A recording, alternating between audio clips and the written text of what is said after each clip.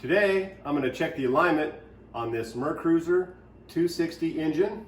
It's hooked to an Alpha 1 Gen 1 sterndrive.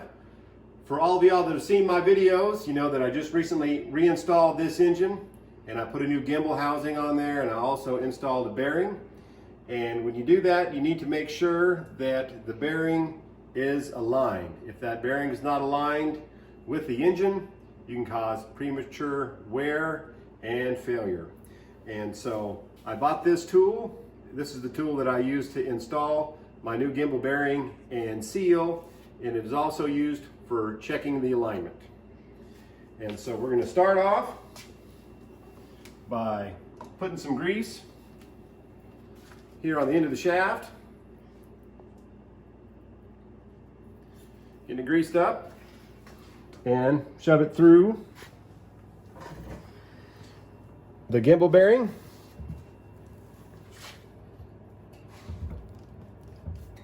Right here through the coupler on the back of the engine. Now, when you've got this tool installed, it should be all the way through and all the way set inside the coupler on the back of the engine.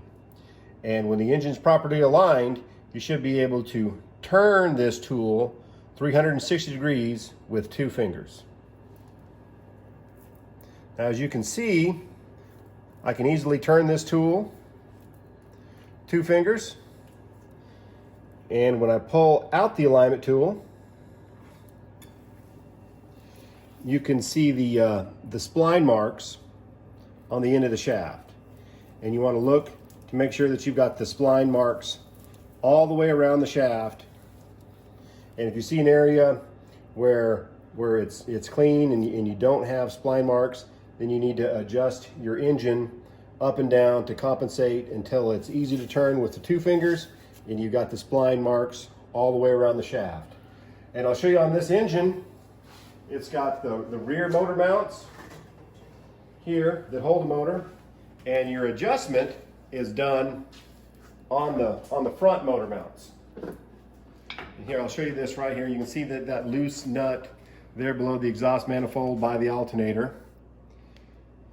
And that nut is loose, and I had just installed this engine, and the nuts to set that by are underneath that bracket. And you can rotate that nut up or down to raise or lower your engine on the right hand or left hand side to properly set the alignment. And then again, you want that shaft to be able to easily turn with the 2 fingers. And when you pull it out after putting grease on it, you want it to have those spline marks all the way around. And again, thanks for watching. If you like my videos, please like and subscribe, and check the description for the links for the tools that I was using in case you're doing a project similar to this one.